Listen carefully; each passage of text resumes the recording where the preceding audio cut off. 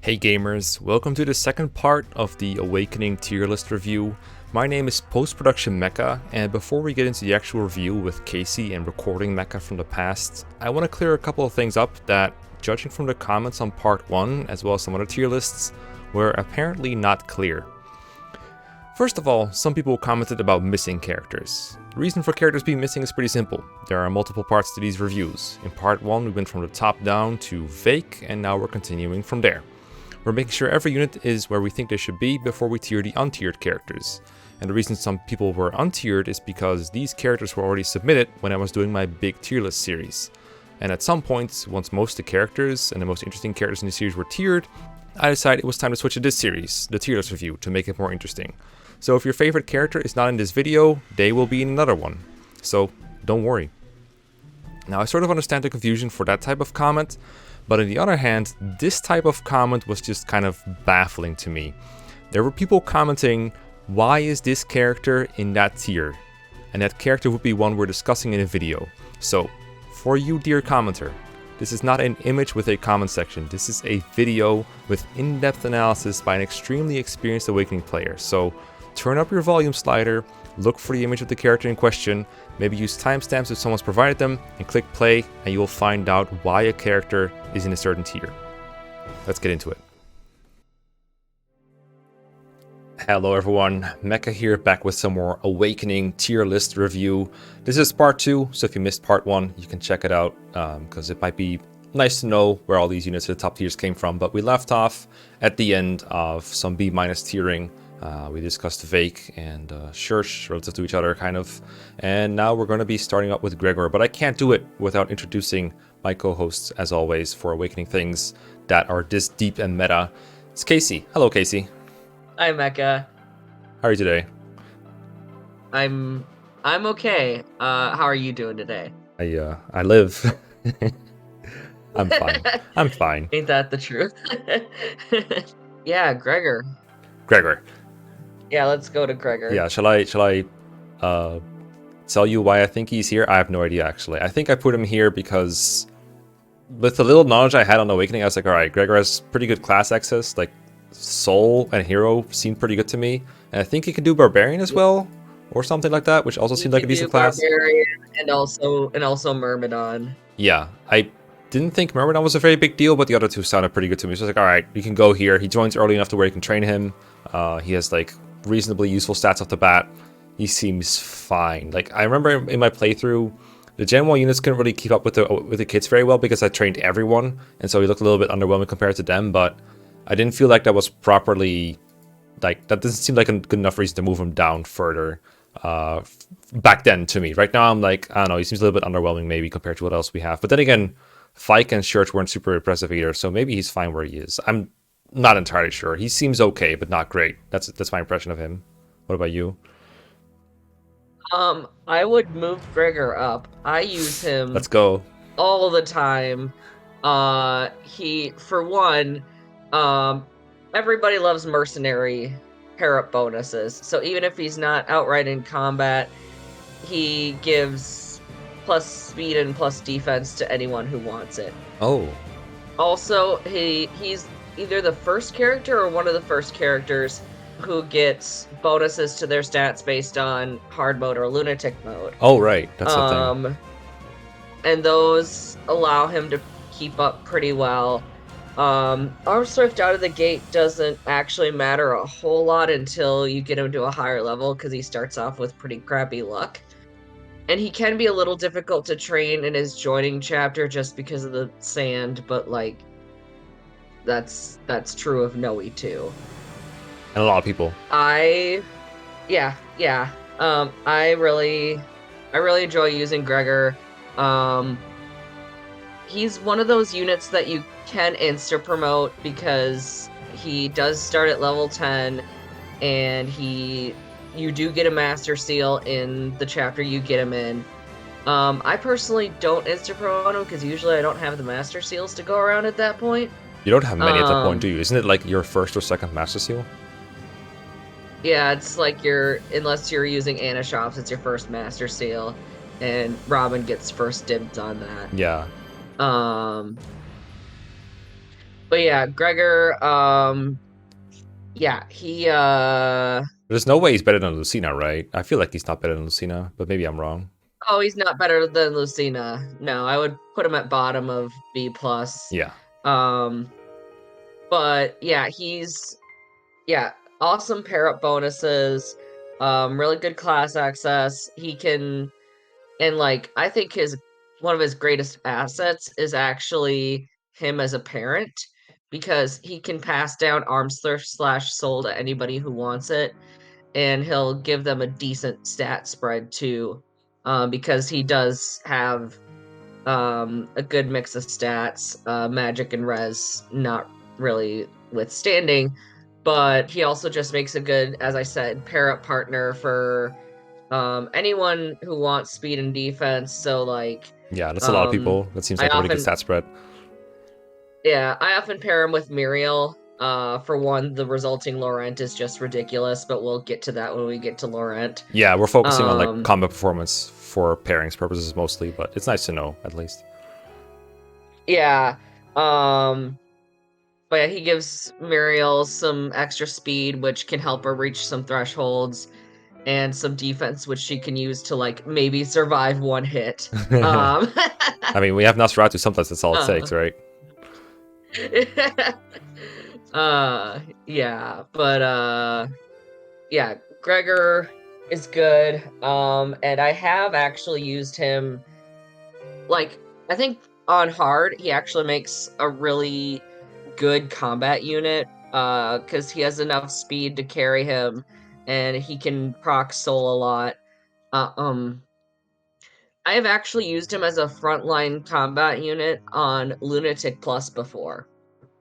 Well, that's high praise. Speed got a little Yeah, his speed got a little hairy, but I was using him so much that I actually got him into Assassin from Bonite.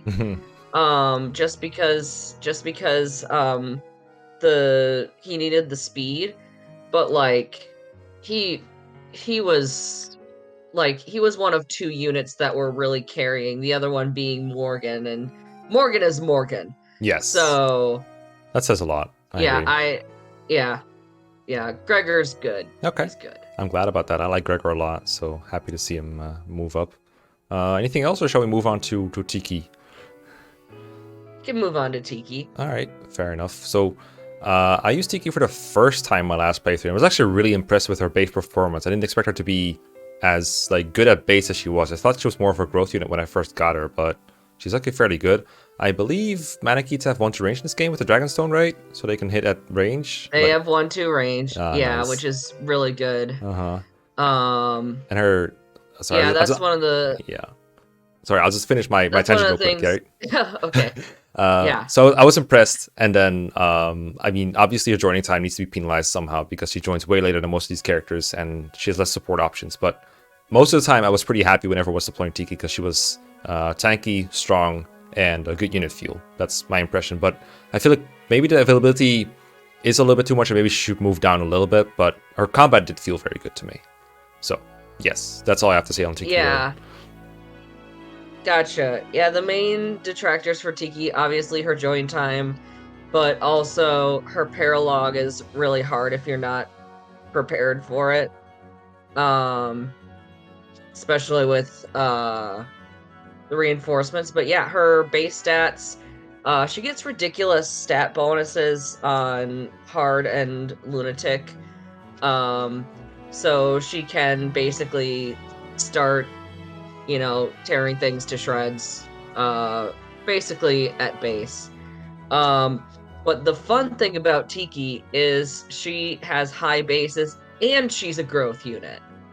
Her growths are ridiculous. They put Nowi's to shame. Notably, she has way better speed.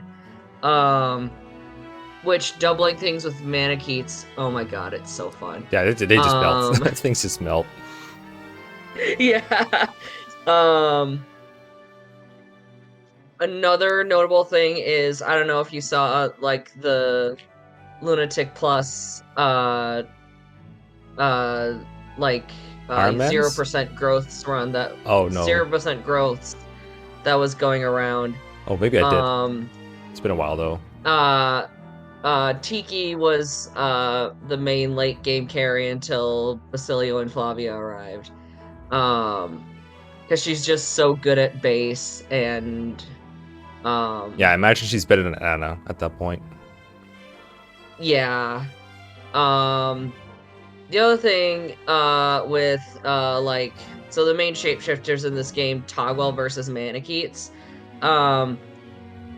Togwell, the ones you're given, you really don't want them to stay in Togwell because of the one range and, you know, Beast Stone availability, and you don't even get the Beast Stone Plus until after Valm. What the heck? But like as we talked about earlier, Pan's really good reclassed. The Manicheets, you don't really want to reclass them. They're good as they are. And the thing about their class selection, aside from if you're doing something funny with Na, is they usually won't give them more stats in other areas to compensate for the gloriousness that is the Dragonstone and Dragonstone Plus. And you can buy Dragonstones, and at some point Dragonstone Plus, right? Yeah. By the time you have Tiki, you can buy Dragonstones, and shortly after you can buy Dragonstone Pluses. So yeah. Real quick about her paralog, because I remember it being very hard. I didn't actually manage to complete it on my first playthrough ever, so I remember it being really hard. It's kind of weird how that works sometimes. It's like a route map disguise. It's like a defense map disguised as a route map, I like to call it. What kind of thing do you need to complete? Because, like, for the record, I don't want to penalize her for being hard to recruit. I do think it factors into her availability. Like, if you need to train a little bit more before you can go into the paralog, then I think that counts. But I don't want to penalize Tiki for her paralog being hard. But what do you need to complete her paralog? What does it take? So either you have to set up a defensive wall around her, which might be hard if you have a bunch of squishies yourself, or you need to have excessive gale force spam. Okay, that's what I thought. There's this thing you can do on Lunatic Plus where you don't necessarily have to have the whole block around her, like definitely surround her, but like the flyers with pass don't really recognize that they have pass for that one chapter. Oh, wow. So that is definitely something you can do. I usually just use the Gale Force strategy just because I normally don't have that many tanky units to spare. And like, obviously Hard and Lunatic are going to be vastly easier because you're not dealing with any of those Lunatic Plus skills. But yeah, that paralog is something that it's definitely, as far as challenge in the game goes, which until you get to Lunatic is not really super present in Awakening.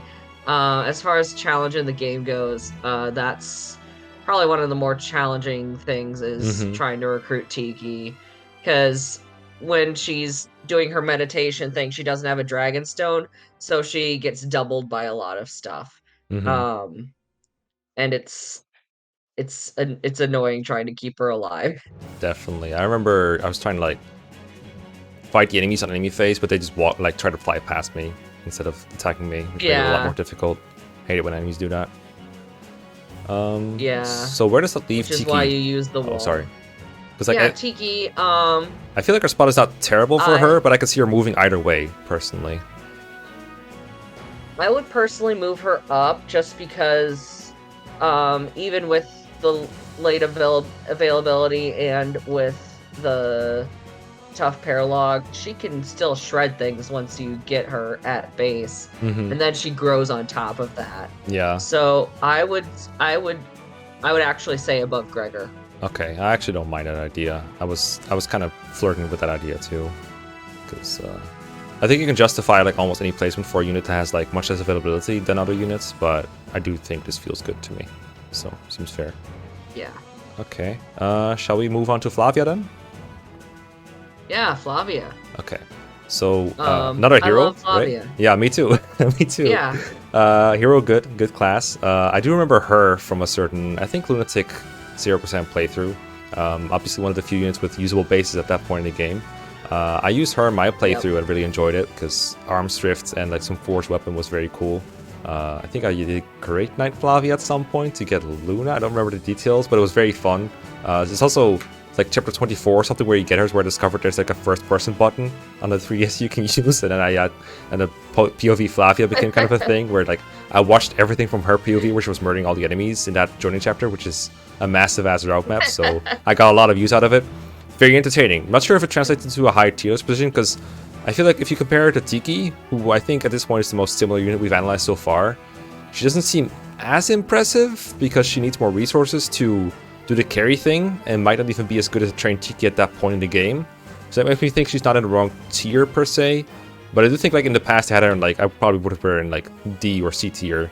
Whereas right now I think B- is already an improvement in that part. I'm not sure if she should move up further compared to that because she does take some things to get going. And if you were Flavia in a playthrough where you have like 4 other combat units that are already trained and ready to go, then I'm not sure what she really adds, but maybe there's some utility for her that I'm missing though. So I'm curious what you have to say on Flavia. Yeah, so one of my favorite things with Flavia is she starts with A rank swords and B rank axes, and you can actually use some of your super powerful weapons that you've gotten, and her arms thrift rate is pretty good, so you're not going to be blowing through them too much as long as you don't get super unlucky with arms thrift procs.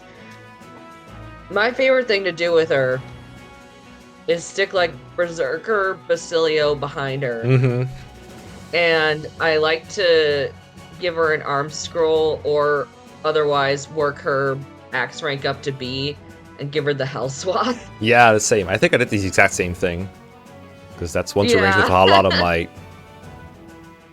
Yeah. And the defense boost helps. But yeah, she's good just as a hero. She's good as a Great Knight. You know, it's more of if you want to favor survivability or offense. Because, like, usually for heroes, I would say, you know, they're kind of more focused on survivability. They get Soul, they get Axe Breaker. They have decent defensive stats. Doesn't Flavia join with Soul? Am I misremembering? She joins with Soul. Yeah. I think she and Basilio join at level 10 in their promoted classes, which is pretty cool because they come with their level 5 skills, and you can immediately shift them to another second tier class right away. Yeah. So that's pretty cool. And also because their stats are actually really good for their joining level. And their joining level actually isn't too high compared to the enemies, so Flavia and Basilio will be getting a lot of experience. Assuming you throw them into the horde. But yeah, Flavia, I really like using her.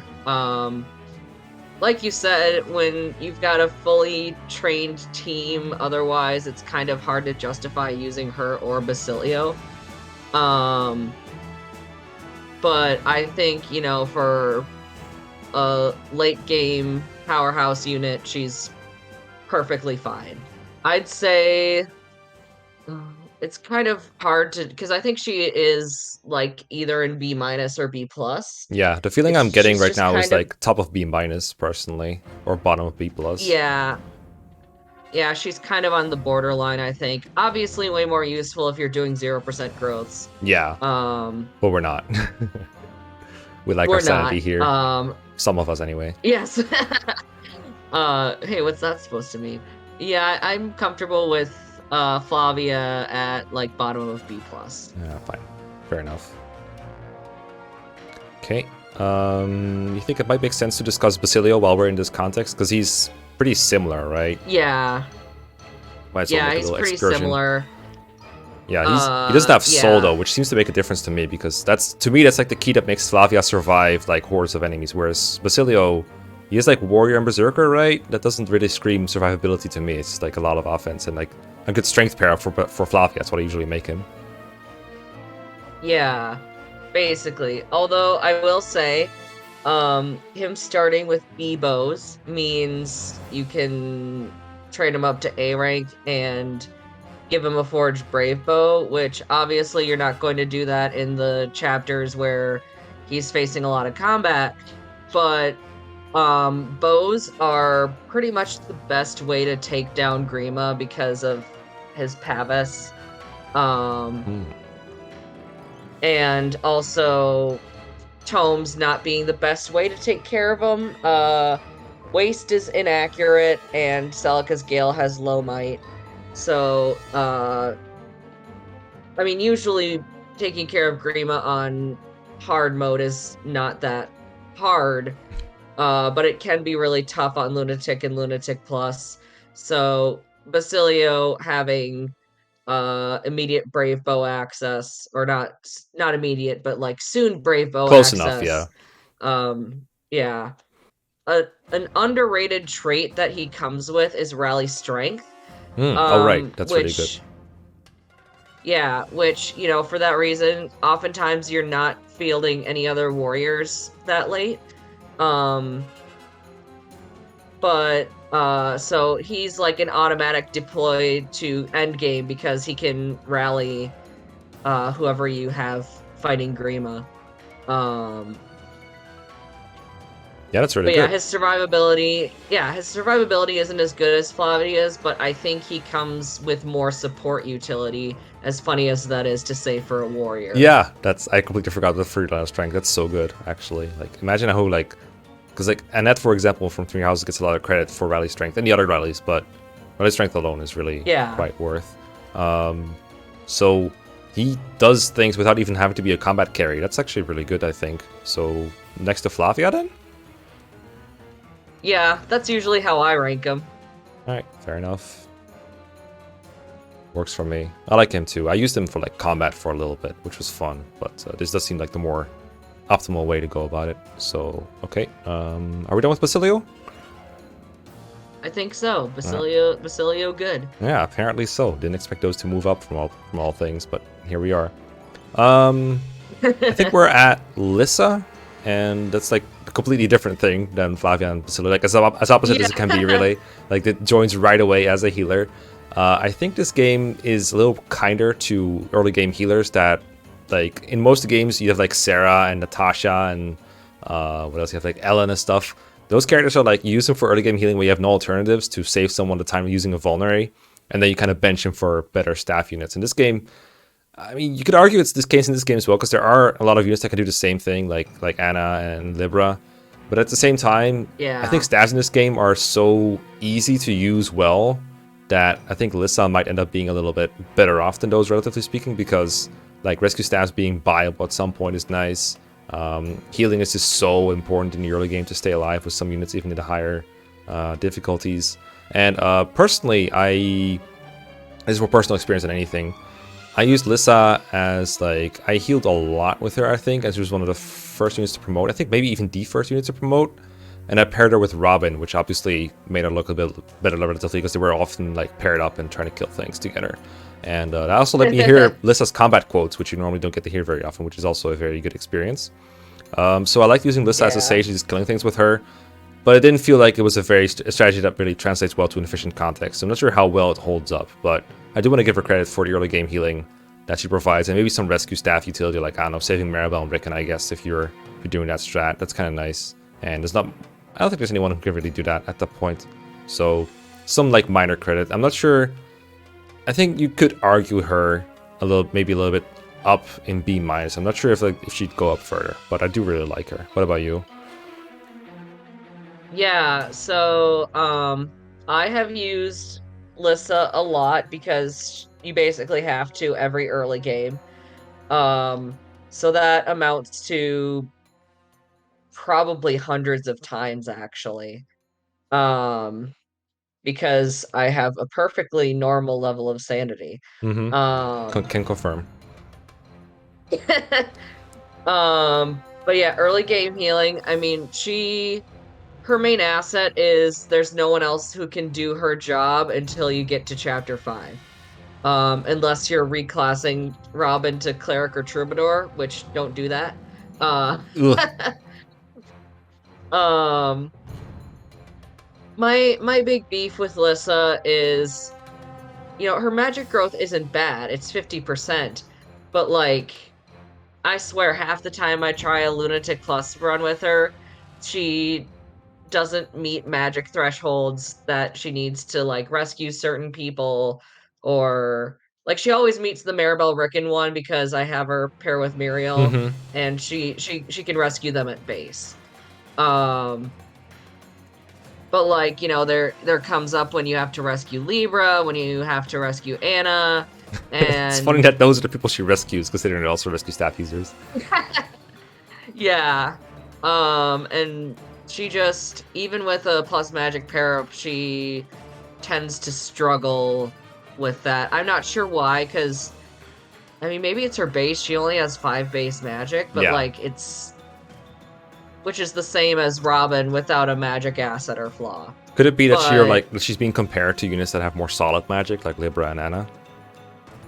Because like they join at like yeah, high level. yeah.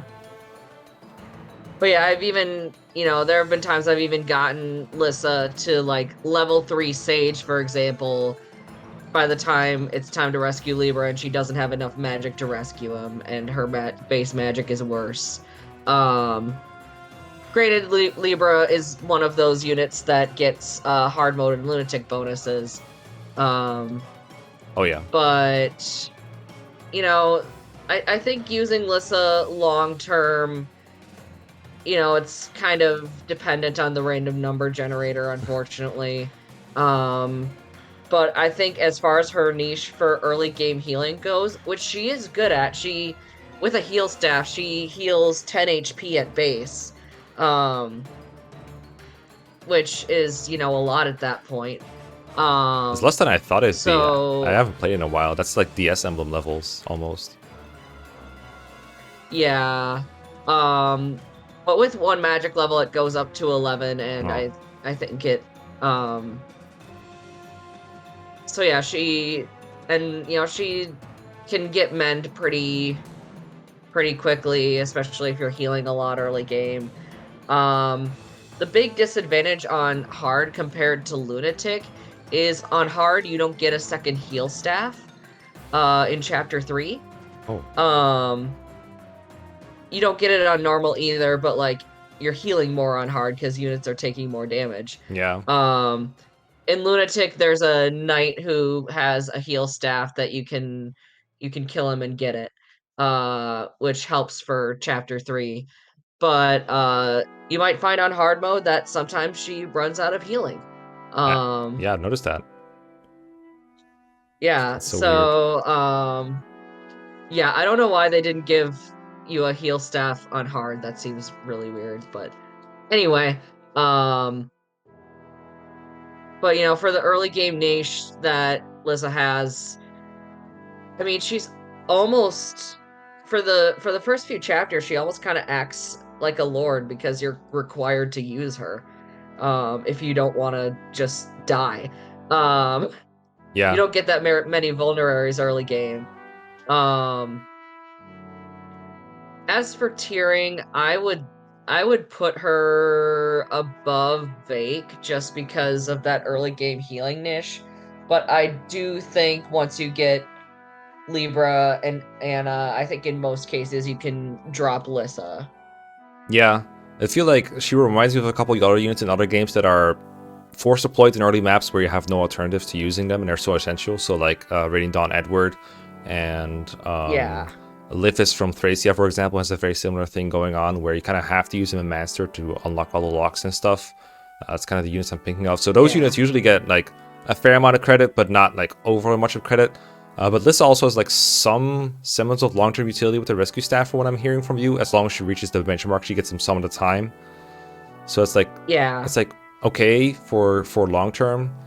So yeah, I definitely agree she should at least move up this much. I'm just thinking like, it's a unit with like good utility for the early 3, 4, 5-ish maps.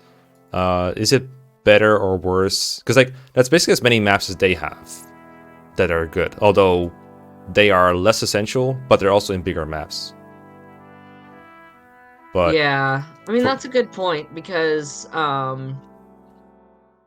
yeah, like you can get through late game without Flavia and Basilio, um, assuming you're not doing 0% growths, whereas you can't really get through the early game without Lissa. yeah, Like I've seen so many threads of people going, "Oh, I lost Lissa in chapter 1. What oh. do I do?" And I'm just like, "You restart your file. That's what you do." You pair with Frederick and hope he dual guards a lot. I guess. Yeah, I don't want to give Unit like infinite credit for like anti-soft locking like that because I don't think that's entirely fair and like not in the spirit of a tier list. But it's more in the sense of Right. like she's good in those chapters and then she has like some semblance of longevity. And I'm assuming even if you have like once you have Anna and Libra and maybe someone else, there's still some places where a rescue use or some other kind of staff used by Lissa is like somewhat helpful, right? Because I've had her physic a couple Yeah. times, for And example. she also gives plus magic on a pair up, assuming you keep her in the cleric sage Yeah, line. Um which can also be useful for increasing the range and healing power of Anna and Libra's staves. yeah, I think Libra and Lissa is actually a pretty natural pairing if you want to go that route, because hmm, Libra's got the War Monk bulk, um, and not necessarily in an efficient setting, but you can staff abuse them a little bit to get their support up really quickly. It's something you can do, but not something you have to do. yeah. I think I'll move to the bottom of B plus. It seems to be where we're moving a lot of people today, but if it's where they fit, that's where they fit. Yeah. Middle, Yeah. middle units are always like the hardest to tier, I find. Like units that are like not super good but not super bad either. Yeah. All right, shall we say that's enough for Lissa for today? Because I think I think we shall. we've done her enough, and we have more staff utility coming up because Libra's next. We've name dropped him like at least 10 times so far in both episodes, I think, because he's apparently he's so important. I use him a lot as like a flunky kind of deploy. But you're not planning out your playthrough, then obviously Libra and his rescue staff utility is kind of like whenever it comes up, I'll use it, and it's really nice when it's there. And when you're using like a small team of units, then a unit like Libra is just so easy to just slot in there, deploy. Just to have like a unit who can use all these kinds of utility staffs that Awakening is known for, especially rescue, but there's many others too. So I think it's really good. I'm having my doubts about whether he's comparable to Anna. I don't have their stat comparison on hand, but I recall that Anna is like better at like doubling, but Libra I feel like has a better weapon type to work with, and a bit more bulk perhaps too. And I think their availability is a little bit different too. And Anna, of course, has Luck Touch, so that's also different. And I got some credit for getting some treasure to make us better forges, for instance, which something Libra doesn't really have. So I'm curious where they're going to be standing compared to each other, because they seem like a similar type of unit at least, right? Pre-promote staff user, right? Yep. Yep. And actually their availability isn't that different because you get Libra in chapter 9, of course, and Paralog 4 actually opens up right after that. Oh, right. So you can get Anna right after you get Libra. Okay. But yeah, as far as stats go, they both start at level 1. They both get hard mode and lunatic bonuses. Libra is actually super tanky. He has good defense, really good resistance, and he has just this absolute shit ton of HP, and I don't know where he got it all from, but I'm okay with that. I think at base, I didn't actually have this written down, but I think at base, Anna has the higher magic, but Libra has the higher staff rank. Anna starts at D, Libra starts at C, which Libra will automatically be able to use Physic, Ward if you care about that. They'll both be able to use Mend and Rescue from base. Fun fact, if your Lissa is being disappointing, you can actually rescue Anna with Libra if he has like from pretty early in the map, like turn 1, you can rescue her with Libra with like a Tharja pair up and a magic tonic. Libra also has access to hand axes. Um, you could give Anna the Levin sword for range, and she'll make good use of it with her good magic. Um, but hand axes are cheaper. Um, and Libra actually has respectable strength to be using hand axes, so that's pretty cool. He also he sometimes needs a plus speed pair up to avoid being doubled by the fastest enemies, and this will get worse as the game goes on because his speed growth isn't that great and he's pretty much only getting experience through staves. But he's not someone you really want to be using a lot in combat late game anyway. Just let him heal and rescue people and he will be just fine. I think aside from Anna having lock touch to also give her utility, I think Libra is one of, if not the best support unit in the game. Wow. That makes me sound like at least they should be next to each other, Anna and Libra. At the very least. So should Libra just I think be they A? should. Yeah. Alright. They're two sides of the same coin. Alright. Fair enough. I can dig it. I don't know why they were so far apart at first. Do you have any like clue on which is better between them, or do you think it doesn't matter much? Because you named all the pros and cons, I but don't I'm not think sure if it they're matters a equal. whole lot. Yeah. Yeah, they're pretty much equal. Yeah, it's a shame they can't support because I find when I'm using them that I end up like rescuing one with the other just to get them to a better place on the board. Um So they make each other better then, but in a way. yeah, they do. Okay, fair enough. Okay, I can leave them in synergy then here. Okay, shall we move on to Miriel? Oh my gosh, I love Miriel. She's funny. I like her a lot. Shall I go on my usual spiel about why she's here? And spoilers, there's Yeah. not much of a reason behind it. What I knew about Miriel, I think, when I first tiered her was roughly she's available for most of the game. She doesn't take hits very well, but she does attack at range, so like whatever, she can still chip. And then at some point or another, you get access to the Dark Mage class if you have a second seal for her. And then you have all the known quantities of like the skills that the class gives, as well as Nosferatu. And from there, she's like not the best Dark Mage you possibly have, but still a viable one. And from there, she's good enough, I guess. So B minus, here goes. That was why I tiered Miriel the way I did. How wrong or how right was that? So I actually prefer to keep her in mage and promote her to sage so she can eventually have, because she will have massive magic by the time she promotes to sage. So she ends up, she starts with a low staff rank, of course, but she heals really well with just a heal staff. And then has massive rescue range. So basically what I like to do is train her as much as I can in chapter 3. And because like she actually has a pretty decent speed growth, so she doubles things pretty quickly, especially if you give her a plus speed support like Gregor or Lon'qu. And she does take some investment. Usually if I'm using her, I give her like a Seraph Robe or a Draco Shield or something. But I really enjoy using her. I've used her with all sorts of class builds and stuff.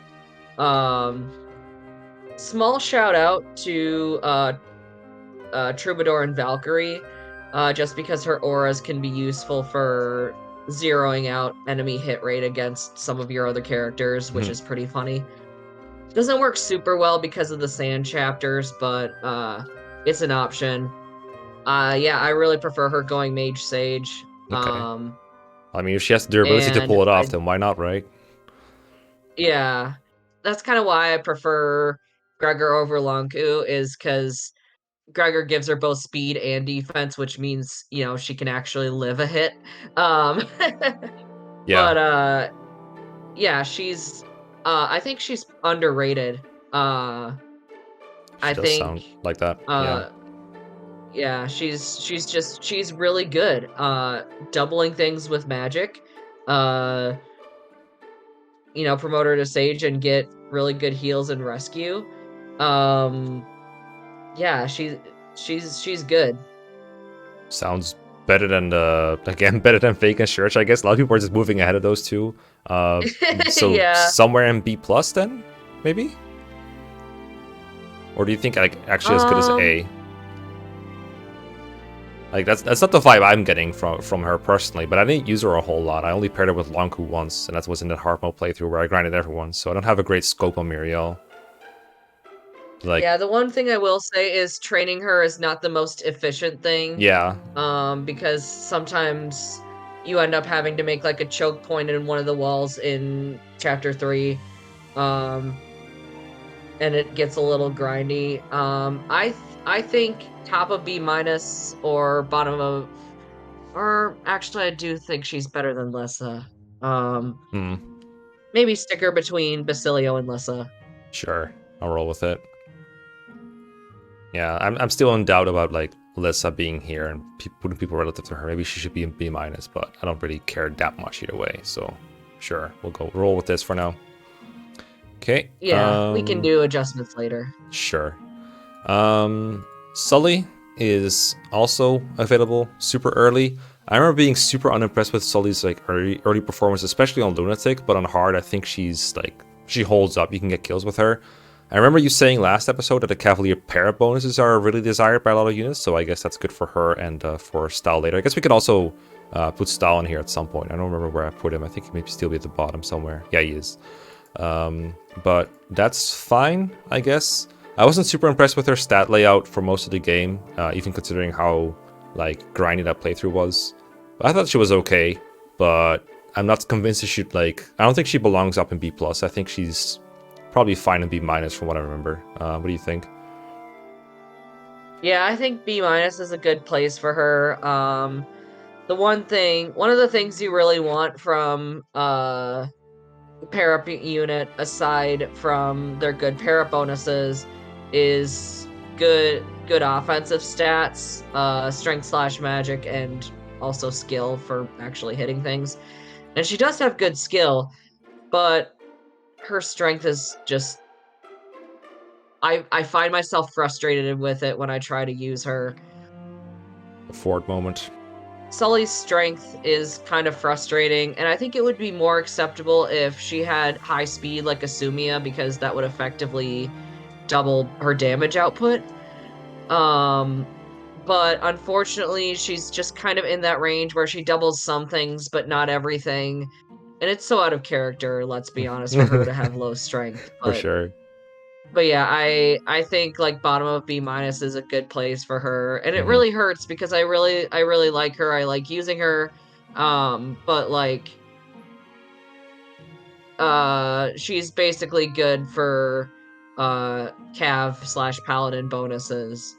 Um, Not going to be doing a whole lot of damage with dual strikes, unfortunately. Mhm. But the pair ups are enough to, I think, keep her in B minus. Fair enough. Do you think Stahl has any differences to her that are worth noting? Should they be next to each other? Because I can't think of anything that's like significantly different between the two personally right now. Stahl has better strength. Which means he's a better pair-up bot, just by virtue of being able to damage things from the back. And one of the things that I've noticed when playing so much Awakening is that the women, at least in the first gen, tend to be more frontliners, and the guys tend to stay in the back just because that's how their offensive and defensive stats work and their pair-up bonuses. Stahl is someone you can slap on anyone basically just because of the Cav bonuses, and just speaking generally, he makes a pretty good dad. Gives a nice spread of stats, but also he can have someone inherent discipline even if he's untrained because he comes with it, and he gives access to Cav, obviously, and also the Archer class, which is super huge, especially on Lunatic and Lunatic Plus, where bows are so much better. But yeah, I think Stahl is... he's not fantastic, and he does have some difficulty getting levels on his own because of his speed will get him doubled, unless you get lucky. But I think he goes above Sully. Okay. Do you reckon he's better than Fake? I feel like for me it's natural to put them next to each other, but maybe you do think he's better than the other two here, the other two people we keep moving people over. So like at the very least he goes here, right? But yeah, I think he is better than Vake and Church, actually. The big thing of why Stahl is better than Vake is Vake, you need to reclass him for him to give plus speed on a pair up. Stahl already comes with the ability to give plus speed on a pair up. And even though Vake has higher strength, his skill and luck and him using axes means he will be whipping his dual strikes more often. Whereas Stahl, especially if you give him a sword, he'll be hitting his dual strikes more often. Alright, I'll accept the logic. Here you go, Stahl. You can go over Vake now. Poor Vake. I think we moved him up a little bit, and then we moved like everyone else ahead of him. Yeah, poor Vake. Seems in character. All right, so we have him on the map now.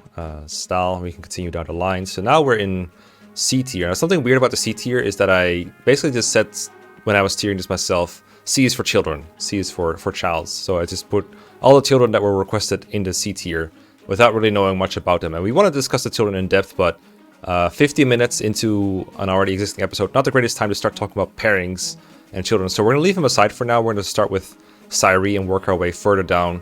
And then next part or the part thereafter, if we actually get to a part 4, then we'll go into the child units, because they're some of the toughest to pair and they probably require the most discussion. So I want to make sure they get the time that they deserve, because I've been under analyzing the children units in the big tier list videos, and I feel like they deserve a proper spotlight. So we can instead continue with Sairi here. And Sairi is super weird to me because I never really got a great grip on how good she was. I thought she was like okay when she first joins, but she does feel underwhelming when she joins. Like I think she's different in that way from like Basilio and Flavia and Libra and Anna. Like these units are all pretty good in some way at base. Tiki too, absolutely. Whereas Sairi always felt like a little weak to me. She can't really keep up with the enemies when she joins. But she's not unsalvageable, but she does feel like she's on a lower level than those units. And she also lacks, I think, a lot of support options that some other characters have. So I wasn't super impressed with her. I can maybe see her moving up to like B- if you got a good argument, but I think there's a reason I stuck her in C tier instead, even though I was intending to only use it for children. So what's the deal with Sairi? So, Sairi actually has pretty decent bases for a level 1 Swordmaster. She's a little bit like Lon'qu at that point if he had a little more strength and a little less speed. And also probably a little more defense. I think Sairi's big asset is that she comes with enough strength and enough weapon rank to really put on some hurt with the silver sword. Unfortunately, you're also running into the issue where more and more Vulm stuff is getting armored or being cavalry and having just higher defense in general. So, and as you mentioned, Sairi has the issue with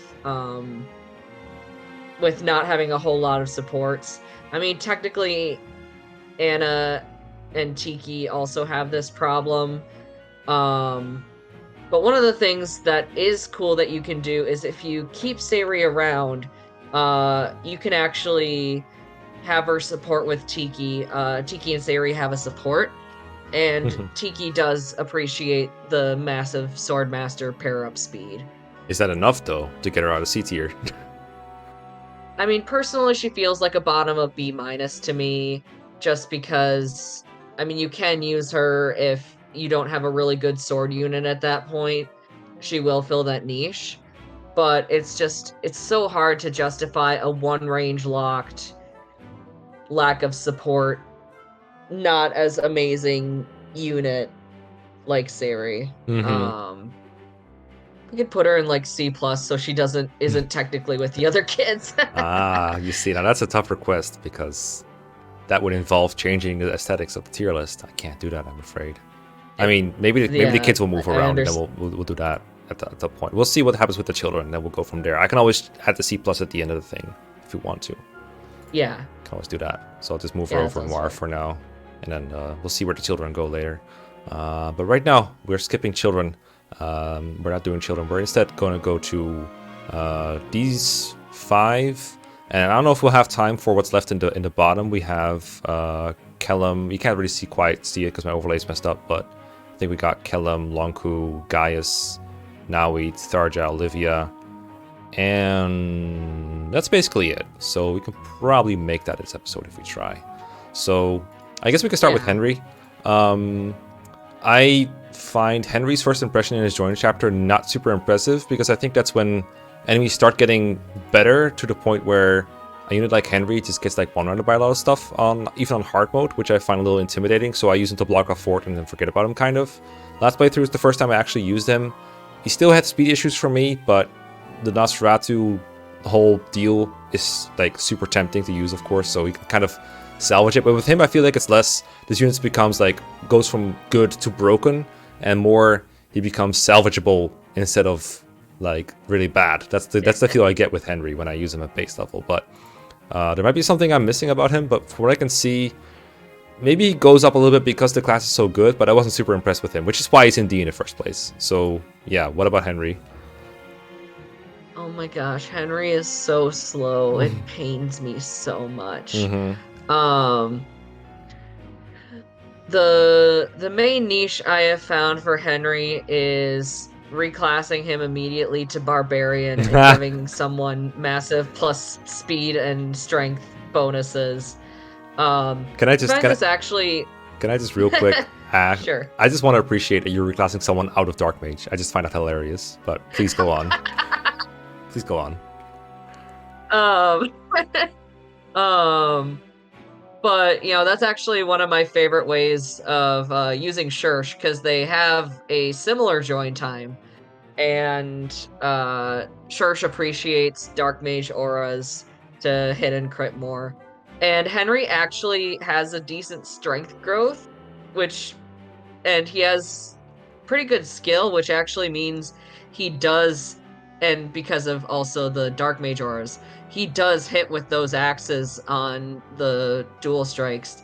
And he's actually one of the few barbarians you can leave gamble on, because he usually has 100% or close to it hit anyway with it. Which is funny. I get that this build is mostly a meme, but I think Dark Mages are better served being in the front of a pair, and I don't think Henry is terribly great at being in the front of a pair because of his lackluster speed. So if you have the spare second seal, he makes a funny barbarian. Other than that, I think he's good where he is. Okay, fair enough. I do like that plan. All right, I'll leave him where he is for now then. Maribelle is that Troubadour, and I always really like Troubadours in most Fire Emblem games, but I feel like Maribelle is one of the worst that I have used because the other ones are so good.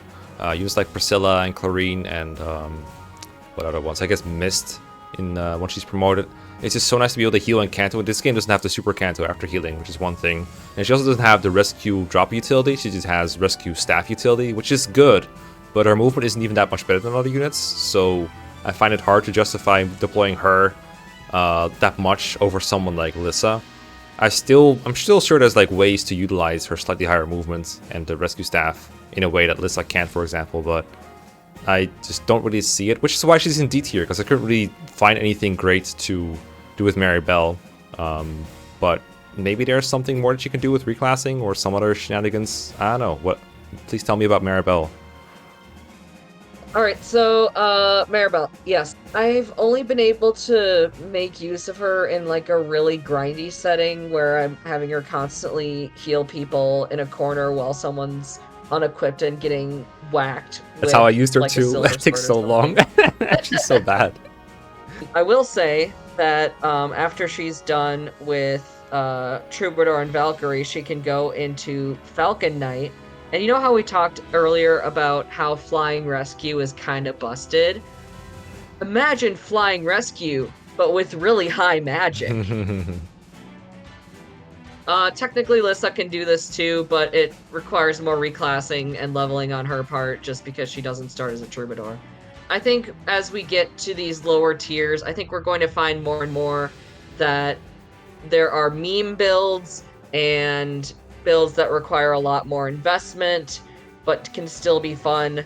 But using Maribelle like normally as she's intended can be difficult. I do use her in Chapter 6 and Chapter 7, even on Lunatic Plus, just because having an extra healer is nice. Usually I have her on the right side healing Frederick, and then when that side gets too overwhelmed, I have Lissa rescue her into Emmeren's room. But I think as she's intended to be used, it's also hard because desert maps. Mm-hmm. It's like 2 main story maps and then a paralogue, I think, for desert. Even 2 paralogues, maybe? Like a relatively high amount of desert. Yeah. Yeah, but she also struggles through forest terrain, too. Oh, yeah, so like all the anime maps and stuff, means, yeah. I think as intended, her main asset is, you know, she starts at a slightly higher level than Lissa, with the same magic stat, which is kind of annoying. But she starts with D-staves, which Lissa should have at that point too. But her magic growth is actually 60% compared to Lissa's 50%. And for some reason, across all my playthroughs, that's usually translated to Maribelle having quite a bit higher magic. Mm-hmm. I've also done this thing on Lunatic Plus where I've reclassed her to Mage then Sage. That's playthroughs where she marries Crom. That higher magic translates to her one-rounding things a lot, one-shotting things even with a Forged Tome, which, again, is kind of funny, but requires more investment, not super efficient. You know, I think, you know, a playthrough where Maribelle marries Crom is not going to be super efficient. No. Regardless. But, you know, funny stuff you can do.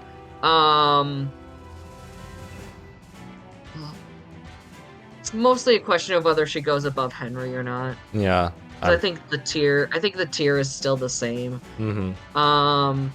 I'd put her above Henry actually, just because there's more funny stuff you can do with her. Sure, I'll roll with it. I'm not sure. I don't think anyone's going to be up in arms about the bottom tiers, but if you're up in arms, feel free to comment and like the video as well while you're there. Yeah, it's good for engagement. Yeah, it's true. We do need a lot of engagement for Fire Emblem Engage, Lamau. Shall we move on to Ricken then? Because Maribelle doesn't sound like a super inspiring unit. Ricken, I put him here because he felt super bad, even in a playthrough where I grinded him a lot. I did a lot of like weird stuff with him. I think I went Dark Knight at some point with him, and I used like the 11th sword. I got him like a sword rank up somehow. I don't know how I did that. I probably grinded a lot. He still felt super bad stat-wise. The other thing with Ricken, I think there was something about how his Elwind could be forged to make him kill flyers for some efficient playthrough I saw in maybe a 0% run. That was kind of funny. I also didn't think that was super notable. That's really all I got on Ricken. He seems super unimpressive when he joins, so I don't like him very much. But maybe there's something I'm missing. Ricken's speed is so bad. He starts at a higher level than Miriel with less speed and less magic. Or either that or it's something like Miriel trained to that point would have way more magic, something like that. He's one of those units where intelligence systems was like, let's give him luck and nothing else. Everyone's gonna have their niche stats. Their specialty. Yeah, I don't like those high luck, no other stats builds. Why would you do that? Ricken is good for chipping wyverns in his join chapter, because he has Elwind in the rank to use it and decent magic. But he gets doubled by wyverns in his join chapter. Imagine being a mage and getting doubled by wyverns in your join chapter. How bad do you have to be? For the record, he has the same base speed as Kellum. Who? It's so bad. I don't see Kellum on this list. True, he's not on there right now. Where is he? I don't know, he could be hiding. Anyway. But yeah, and Ricken's speed growth does not do him any favors either. I forget what it is, but it's not high enough to make up for his base. I saw one playthrough where someone used him on Lunatic Plus. It was someone far crazier than me, Kurai Tsubasa Tenchi. He's the other Lunatic Plus guy. He used Ricken, and Ricken had to be given 3 speed wings, and he was still getting doubled by shit. It was just sad. Yeah, Ricken, I think he's fine in D because he can do that chip, and he can also make for a good plus magic pair up for Lissa when she's having difficulty with her rescue range. But man, this kid frustrates me. He's a very frustrating unit. I also had the same experience. After grinding him, I found him very, very subpar for how much work I put into him. I do not like this unit at all. Okay, Virion is, I feel very bad. I noticed his parent bonuses early on were pretty good. I don't remember exactly what they were, but I kind of liked them. You've been pretty high on praise on archers, but I feel for an archer to be good, they also need the stats to back it up. I feel Virion just doesn't have those. I remember both his strength and speed were too lacking, but he was a funny unit to use, so I don't hate him for it. I guess the main question I have is, does he deserve to be a tier below these 3 noobs, or is he actually better than them because of his pair up? That's, I think, the main question I have with Virion. So his pair ups can be very good with Fred, who he does have a support with. Because Virion gives Fred, well, anyone, he gives Fred plus strength and plus defense, which can be nice for some survival thresholds. I'm just going to delve into this one Lunatic Plus threshold thing because I think it's funny. On Lunatic Plus in Chapter 1, if you pair Fred and Virion and you stick Fred in a forest, he can survive Luna Plus hits as long as they're not crits from 2 mercenaries and 1 non-hammer fighter. He'll survive with 1 hit point. Wow. And if the merc is not on a forest, he will one-shot with the Silver Lance. This is the threshold assumes Silver Lance equipped. So Virion can be pretty useful early game for pair-up fodder for Fred. He can also chip wyverns, but he's not as good as as Ricken because he's hitting defense. And wyverns have higher defense than resistance. But Virion is another frustrating unit. Like you said, I've been praising archers to the high heavens, but yeah, you do need the stats to back it up. And Virion has the same base speed as Ricken and Kellum. Oh, wow. Guess we don't have to discuss how bad that is, because now we know. Yeah. What's even worse is on Lunatic, unless he gets a point of speed from pair up, he actually gets doubled by archers in his join chapter. Well, yeah, I've noticed a lot of people get one-routed early on in Lunatic, which is really scary. So... It's just funny because he can't even compare to the other archers. yeah, it's like, can I recruit He's this guy not the instead? archest of archers. No, they are archerer than he is. Okay, so Yeah. where does that leave him? Like, it sounds like he's comparable to the other three here. Yeah, I'd say bottom of D tier. Alright, works for me.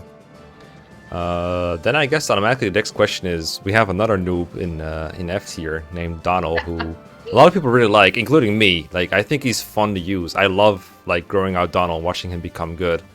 Tedious as it can be, but like once he gets going, sure, he becomes really powerful. Part of it is like the power of the second seal, but part of it is his own good growth and aptitude. But obviously, the slog to get him there in an efficient context is just yikes. The opportunity cost is pretty big in an efficient setting, considering how bad his start is. Like, if you want to talk getting one-on by people, then he is the champ at that. So I guess the main question is, with all the trouble you have to go through to get Donald there, is he 1 or 2 tiers below these 4 scrubs? Or is he on par with them? My feeling is that he might move up to E tier, personally. But what do you think? So my big thing with Donnel, and this is what I always say when I say my analysis bit on Donnel, is he is good when the game is easy and bad when it is hard. Early game is hard. You have to give up an early second seal to use him, which would be much better used on Robin or Pan. Once he gets going, he's good, but that's also like late early to mid game where the game's easy anyway, at least in my opinion. And then this is something I don't see people talk a whole lot about. His cap modifiers and his class selection are kind of bad. He has hero, which is and you know, you can do some funny shenanigans with max luck arms thrift, but he has negative caps in skill and speed, and that really hurts him unless you've got him like a bow knight using Ufel or something, or maybe a warrior. But when he caps at the end of the game, his caps are really bad. They actually hurt his performance, his caps? Because like, I've never seen that matter in like all farm, well, not all Fire Emblem, but it rarely matters, caps. I mean, I should probably back up a little bit because this matters way more on Lunatic. Mm-hmm. Because like, I feel like on Hardy didn't really have issues with his caps, but maybe that's just me. But yeah, so then the other thing is his class selection too. Like, if you're fine keeping him in hero, that's fine. But he also, because of his class selection, he's not going to have a whole lot of skills that actually do anything. And so then, you know, compared to, say, like a Gregor, who will also have the Bow Knight and hero, but can also pick up, you know, Axe Fair or Sword Fair, or even Astra, or he can go to Assassin. Like, Gregor has such much better class selection, so he can dip around in a bunch of things and pick up skills if you're using him as a frontliner. Donnel, I'm assuming you'd want to use him as a frontliner, and he's just not very good at it because he can't dip into as much stuff and pick up skills. And once you do get to Lunatic and Lunatic Plus, his cap modifiers do hurt him,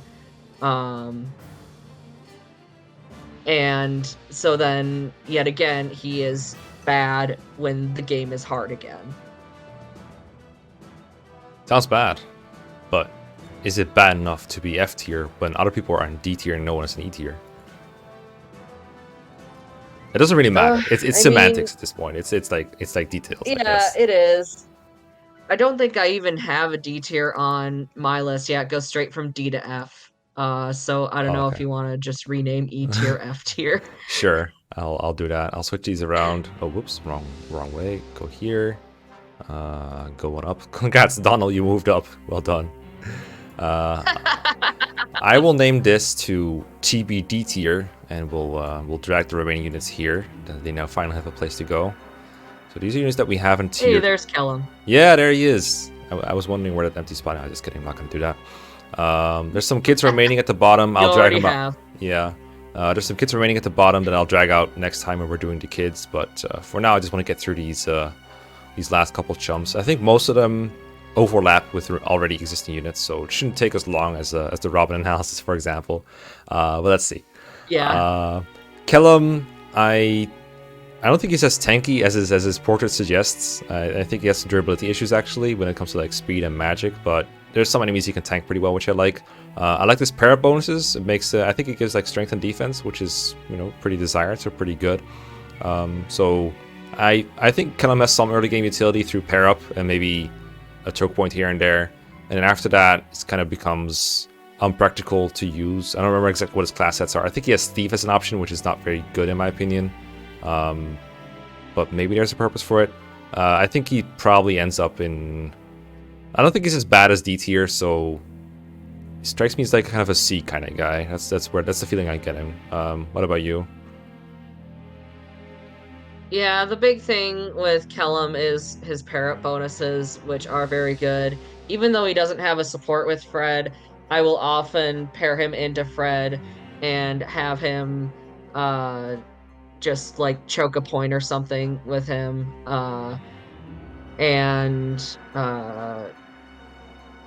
Excuse me. Yeah. Kellum is not that great offensively.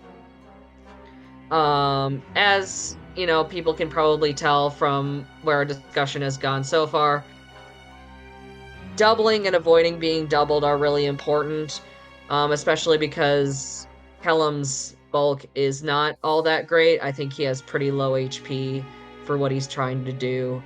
And he gets cooked in his armor by magic. And his reclass options are Priest, which why? God. And Thief, which can be a meme. It can be a meme. But usually you're better off keeping him in the armor area. He kind of is... I hate to say it, but he's kind of on the same level as D tier for me. Just because I personally value speed pair-ups, and he can't do that unless he goes Thief, Assassin, or whatever. And that's basically what he's good for is pair-ups because of his own bulk issues. So he's more like Virion in that way, I guess, where pair up is almost the only thing good about him. Fair enough. So next to Virion then, maybe? Yeah, I'd say above Virion. Because his strength and defense pair-ups are better at base. Works for me. Okay. Lon'qu then? So I think Lon'qu has been mentioned quite a bit throughout these actually as like a good pair-up option for Miriel and some other people. Speed pair-up is good. I think by himself early game his combat is actually not terrible because he can double things and have like a shot at killing with the killing edge or something similar to that. And then as a long-term unit, it sounds like he can also do some work there. So I don't mind Lon'qu, and I expect him to probably, from what I've heard so far and what I've learned so far, somewhere in the B tier is what I'm guessing. But please let me hear it. Yeah, I'd also put him somewhere in the B's. Not the B's. Sorry, reference. You beat me to it. I love bees, that's why I make puns with them.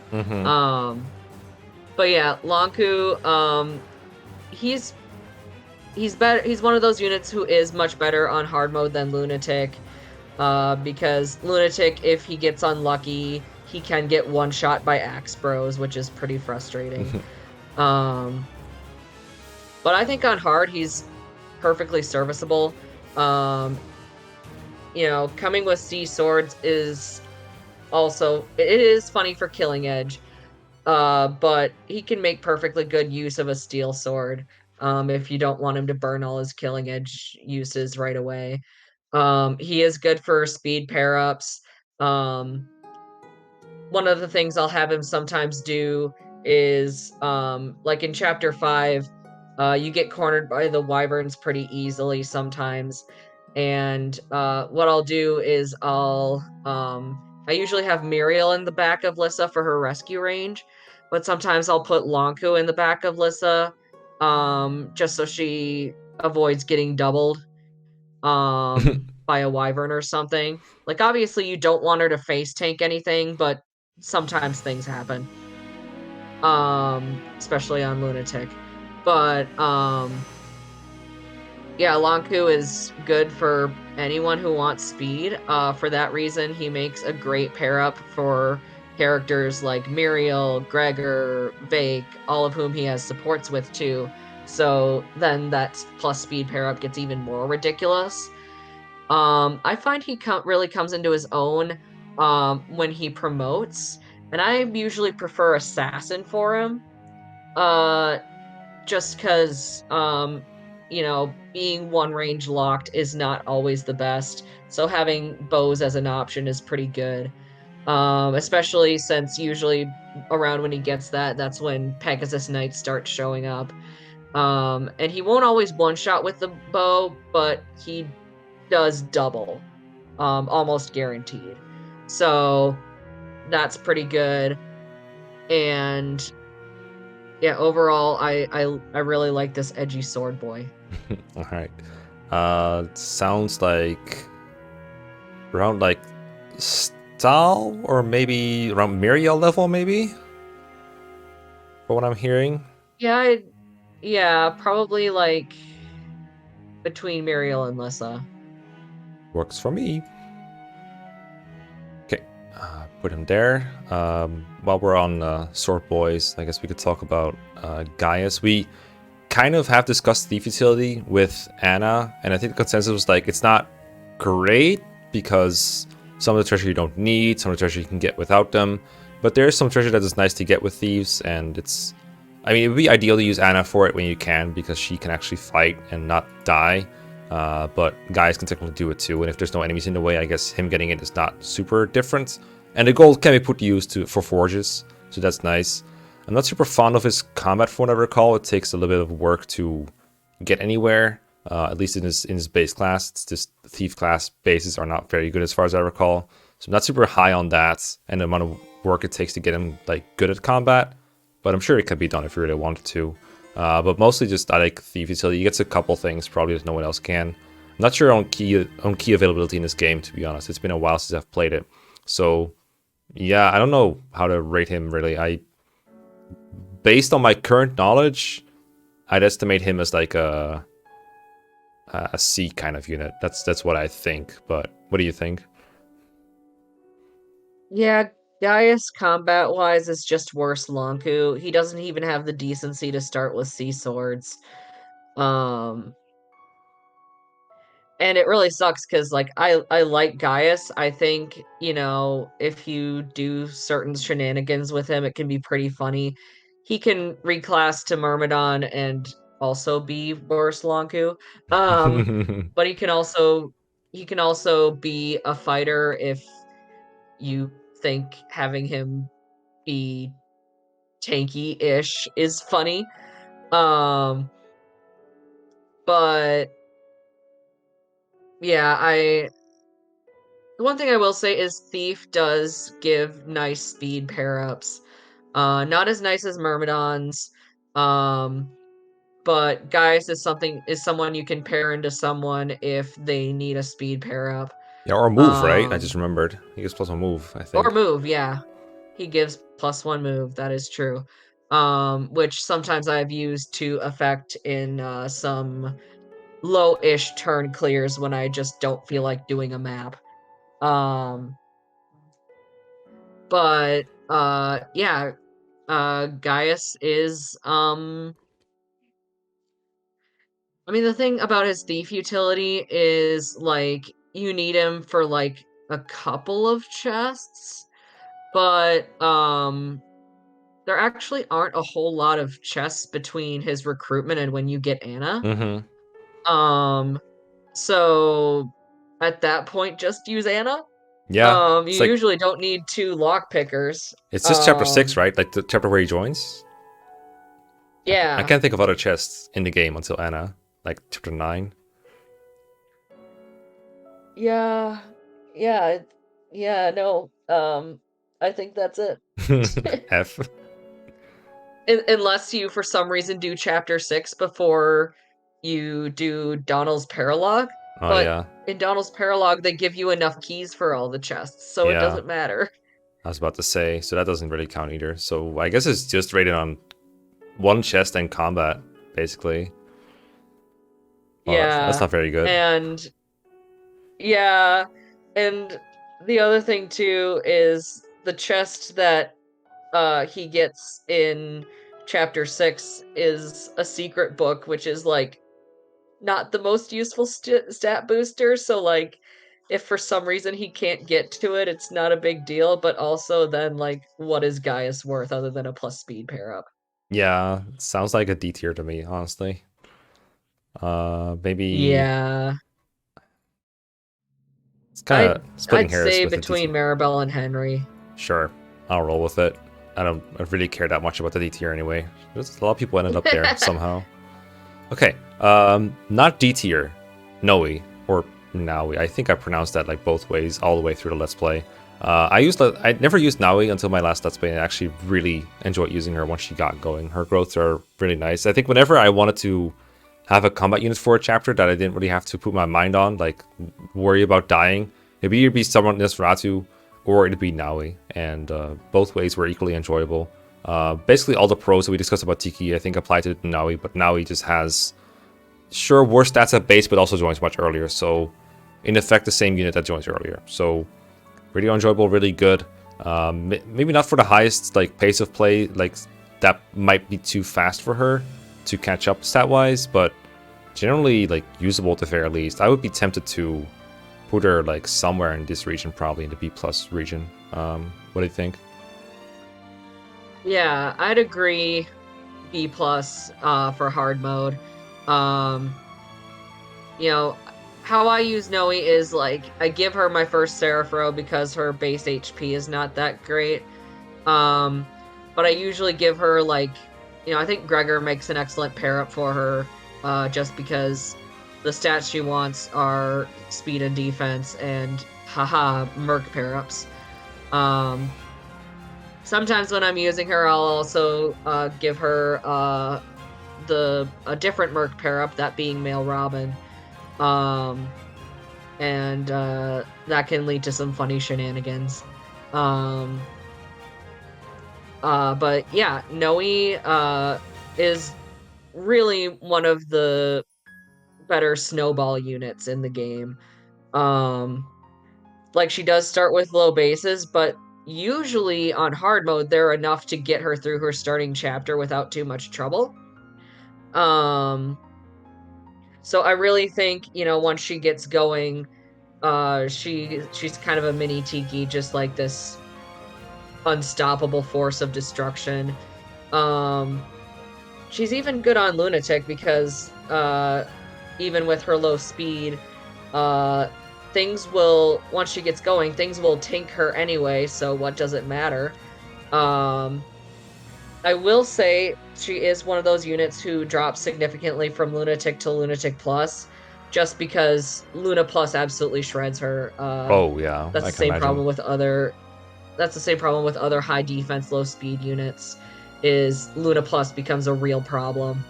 But for hard and even Lunatic, I think she's pretty good, especially given the right pair up. She's not going to double stuff as often as Tiki, at least at the start, but I think because she snowballs so much, she'll end up being one of your preferred units. And at that point, just based on her level, she'll have high enough speed to double a lot of things anyway. So,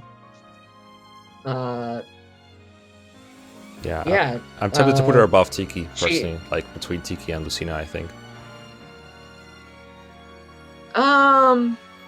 I think she and Tiki are kind of interchangeable. So like whether she goes above Tiki or below Tiki is like not a huge concern for me. I'm leaning towards putting her between Tiki and Gregor. Um, but I think either way is fine. They have different niches, um, at least availability wise, but they both end up being really good units. Mm-hmm. Yeah, I just think it sounds like she becomes good before Tiki joins, and then from that point on, she's just Tiki Oh plus. yeah, So everything she does before that Yeah. is credit for her as well. That's yeah. the way I see it. Okay, shall we move on to Tharja? Oh boy. The most amazing person. So She should be she's- she should be so much better than she is. I'm sorry.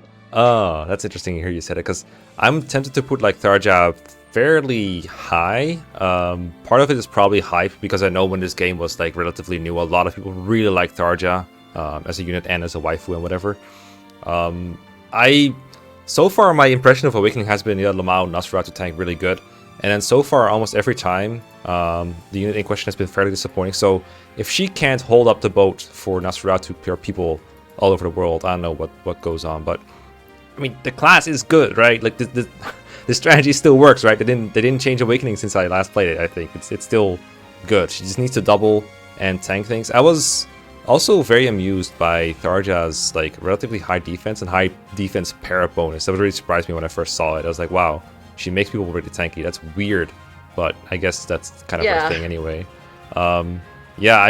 Right now, if you asked me, I put her somewhere in B+. Like, I'd move someone out of B+ to make her fit in with my overlay. But it sounds like you have a slightly lukewarm / hot take on Tharja and how not good she is. Probably more lukewarm. I think the main thing that she struggles with is her accuracy. Her skill and luck are pretty bad, and even her dark mage auras don't fully make her hit 100%, and especially if they're not in hex range. So like a Miss Nosferatu can kill her. And I personally think there are potential better Nosferatu users. One of them is one of the kids, and one of them is obviously Robin, but Robin's the best anything at anything, so that doesn't really count. But I really struggle with her accuracy issues and also her low luck. You know, usually I don't harp on units for low luck, but hers is so atrocious that until she builds up supports, she can get easily crit gibbed by things, or, you know, have a crit. You know, she can maybe live a crit, but then it screws with some of the NOS tanking. I don't think she's bad. But for as much hype as she has been given, I've never really seen her live up to it. So S+ or S-? Nah, just kidding. So I was thinking based off of like the accuracy issues, because that actually rung a bell with me. I actually remembered, like, yeah, I do remember Tharja. We're not putting her like next to an enemy. She would definitely like have shaky like 70-ish hit rates, I think, which is not very great. Yeah. So I was thinking like I'm getting like B- vibes from what I'm hearing right now. Does that sound about right? Yeah, B-. Like top of B-? Yeah. Because I think she's like she's better than because like Fake is like the epitome of like a mediocre combat unit from what it sounds like, and like Surge as well, and like Stahl and Sully are just like okay, so like better than those, but not as good as Miriel. Like Miriel's combat performance sounds better to me from like the way you describe it. So like kind of here. Yeah. Okay, I can live with that. She's still like she's still distinguished in a way. It's almost like there should be like a tier for Tharja alone, but I'm not gonna do that. That'd be Give good. her all the special attention. Yeah, I'm sure she likes that. Anyway. Okay, that's Tharja without as much bloodshed as I was expecting.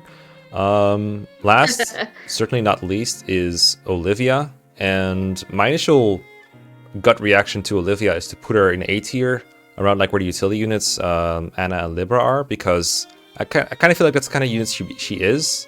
She'll dance for someone to advance them further, or she'll dance to like a staff user to provide an extra rescue, or someone on utility staff like a physic or a ward or something like that. That's what I usually was doing with her, because that's, I think, whether you're planning your playthrough or whether you're just playing casually, that's the easiest thing to do with Olivia to make her useful, and the easiest way to like take advantage of an extra turn on somebody.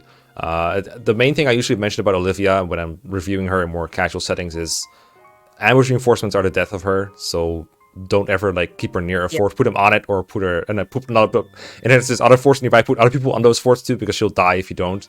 And then just keep her out of trouble that way. Yeah. And then she's probably fine.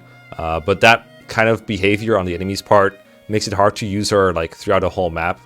I do also think that the pair-up system is really nice for Olivia. The way you can ferry her around to help out throughout the map if you want to is really convenient and easy.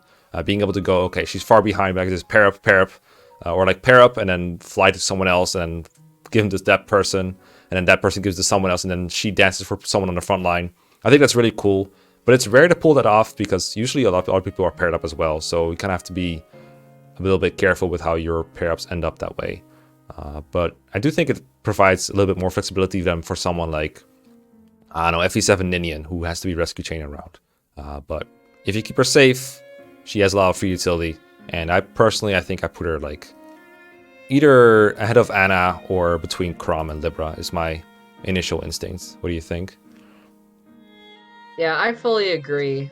And I think a lot of people ignore that she has special dance, which is +2 strength, magic, defense, and resistance, which doesn't sound like a whole lot, but it can help you meet some thresholds in a pinch. But yeah, dancer utility good. And I do agree with the ambush spawn thing. That was my big thing when I first played hard mode. But I don't have all the hard mode reinforcements memorized, but I have all the lunatic mode reinforcements memorized, so I know when I can have her different places. I don't expect that of a casual player though, or even for players to look them up unless they're really nervous about something. But yeah, I'd say above Anna works. She's just, for all the reasons you mentioned, she's just really good utility to have around. I will say that one of the things that can be a detriment is she only has 5 move. Most units will have more move than that, but that's what rescue's for. Yeah, rescue, or like just a +1 move pair up even, right? Just to like pair Gaius up with her, and then she has 6 move. Easy enough. Yeah, that's actually where Fred can come in handy if he's falling behind. I just pair with Olivia. Fred gives +1 move. Sure, he'll appreciate that. From main carry to carrying the dancer around. I'm sure he'll like that. Oh, yeah. Fair enough. Okay. We've been at it for roughly 1.5 hours, so I think this is a good natural stopping point. We've tiered all the Gen 1 units and 1 kid. But we still have a lot of kids to go, so I'm going to drag the rest of them into to be done tier. These are the units that we haven't tiered yet. 2 of them are Morgan, so it's about 5 total here. And of course, we kind of left the C tier untouched, only with Syri moving up a little bit above the kids, but they're probably going to get shaken up all over the place. I don't know exactly how. That is something we're going to be worrying about in this 3rd and last episode of this Fire Emblem Awakening tier list review. So, Casey, thank you so much for your thorough analysis, whether it was legit meme strats or not legit meme strats, or the meta strats. Those two, I guess. Any closing thoughts before we close out? No, thank you so much for having me on. See you next time. Yes, we'll see you next time. Thank you for watching.